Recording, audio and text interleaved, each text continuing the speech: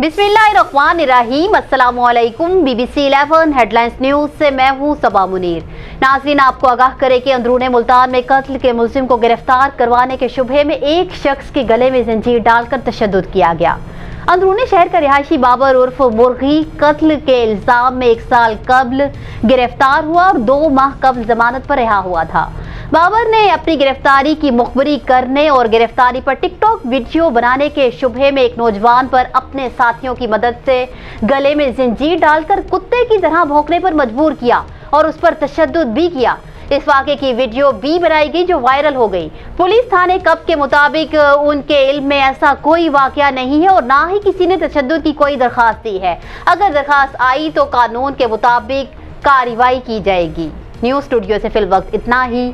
मज़ीद तफसीलात और अपडेट्स के लिए देखते रहिए BBC 11 हेडलाइंस न्यूज़।